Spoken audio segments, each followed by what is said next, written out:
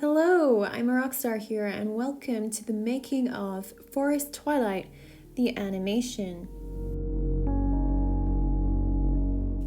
We're just going to be taking a look at all the different renders that I went through to make the final piece. If you want to see the making of the background, there is a separate video for that, and I will link it in the cards, or you can just find it on the channel somewhere. There's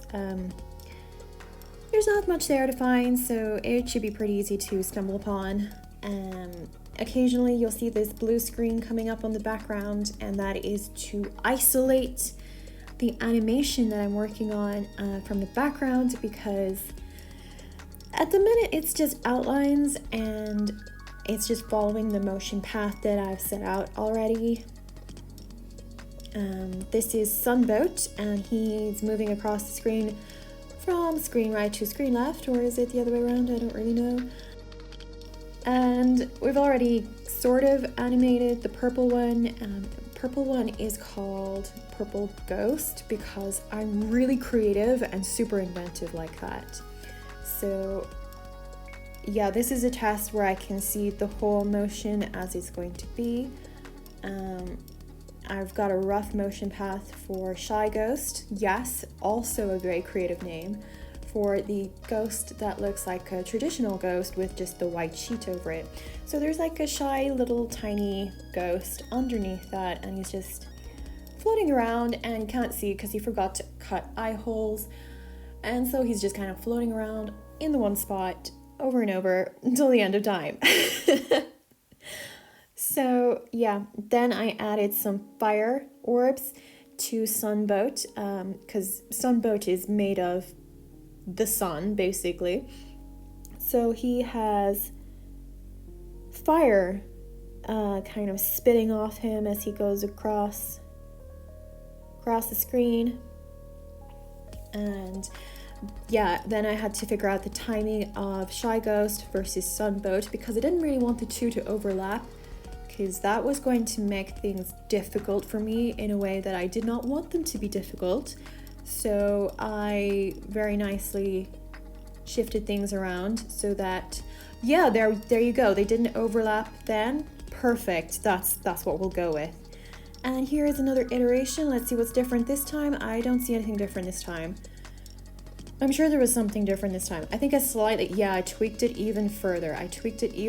So like they were kind of glancing off each other in the last iteration, and here they are in completely different parts of the screen, which is good because that's what I want. I don't really want them to be distracting of each other. So that's perfect. Now we've gone into isolation so that I can see all of the shape, and I'm going to color in Shy Ghost. And I'm going to color in Shy Ghost white because he's got a sheet over him, so the sheet should probably be white. So I'm going to color in the sheet white. And I'm just checking through it, and then I think I've realized that because of the way I've set up the frames, I'm going to have to do a little bit more to get the frames all the same color. For some reason I have duplicated the layer instead of placing it along and having it loop in the one layer timeline. It's looped back to back as separate layers, so I'm going to have to go and update all those files with Shy Ghost colored in files. So we have that done now, so that's perfect. That's wonderful. I'm not sure how I fixed that, but it is fixed, so that's all we need to know. The final product is looking good. So we've got twinkly lights on the trees and on the leaves, on the moss and everything. That's the kind of like stars you're seeing on the background here. And now I'm taking a look at, I added masking, I think, just now. I added some masking to Sunboat, so he goes behind the tree and not in front of the tree, because that would be very disconcerting and would mess with the perspective, and everything would suddenly look a lot different than what it's supposed to look like. So yeah, we needed some masking. Oh look, we've added some color, and oh my days, I did regret making the path so complicated to get from one side of the screen to the other. because it meant that instead of having a small amount of frames to color in, I had a large amount of frames to color in, and this is 17 seconds long. That's 17 seconds of coloring in. So much. So yeah, there will be several iterations of me coloring in as it gets from one side to the other, and I do this mostly for motivation so that I keep going. You have to keep going, you can't stop. Even though you want to give up and like maybe rejig the animation so you don't have to do quite as much coloring in, you know, it looks good, so it's worth the effort. So you have to keep going and tricking yourself into thinking that this is a good idea, so you keep going with the coloring in, and you get there eventually. All 17 seconds worth of hand-drawn, hand-painted coloring in. But it looks okay. I think it looks good. And we had a slight blue, we had the same blue screen but with lower opacity just to make sure that everything was going smoothly, and we're almost there. We're almost at the end. Done. Yes, we've finished coloring that in. Okay, back to purple ghost. We've done purple ghost outline, and now purple ghost outline needs a little bit more magic to it.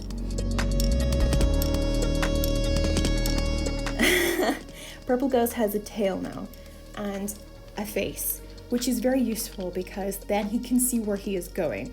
So purple ghost comes in, and I think I meant for purple ghost to be a lot slower than the others, but not, no. He was supposed to be slower than he is, but not as slow as Sunboat, because Sunboat is very heavy. He's got a lot of mass to him. So purple ghost is very energetic in this, and it kind of works. Like, they all seem to have different personalities. Sunboat is really slow and broody, and purple ghost is a bit more electrical somehow. Even though I was kind of thinking of Ghastly, the Pokemon, there's kind of the color scheme that inspired me for purple ghost. He seems to have an affinity for electricity, and that's the way that I drew him, you know, kind of like super energetic. So I added a tail, and then I added color, and then I added shading. I think shading is the last thing that I added. And then I wasn't too sure about his exit off the screen. I was like, maybe he needs a few more frames. So I think I added a few more frames for him to exit off the screen a little bit more. Yep, just like that. In your face, just a little bit more. I think that was a little bit more in your face. Maybe it hasn't happened yet. Yes, the next thing that I did was the orange character. It's called, what was it called? Glob as in because he's trying to find a center of balance in his person. You can see him more now because I've added color, and he's kind of meditating between the trees, and when he is in full he's up high, but when he has to take a breath, he drops down a little bit. So I was at this point, I was thinking, did I really need to add the fourth character, which is Glob, the orange one? I'm glad I added him in the end, because he was always supposed to be there, you know, that kind of way. He was always supposed to be, sorry, I was just putting down my glasses. He was always supposed to be part of the animation. So I then discovered that Clip Studio Paint has tweening. Oh, I was so surprised. I didn't know that this software had this kind of thing, and I was thinking, oh my goodness, I just hand moved my character all the way across the screen and then changed him about a little bit. Wow. I could have saved myself so much time and done it a little bit quicker, and maybe it would have been a bit smoother as well, but you know, I don't know how it would have worked because I had to redraw some of the frames for him to turn left and right and go up and down, whatever. But it was very useful for Glob because his movement is kind of static. It's very linear. He goes up and then he comes down, and that is about it. There's a little bit of a bounce to it, which is kind of nice to watch. And that is about it for Glob On, I think. We're going to add in, there is another ghost that needs to be added to the right of the screen, if I can tell my left and right apart. I'm pretty sure it's to the right of the screen. And it did not go very well. It was certainly the more challenging character to add. Yeah, I'm working on him now. So the first iteration that I did for him, I think I was zoomed in too far, so I made like a loop for him, but he was how do you say, not quite right. Yeah, it was too spiky.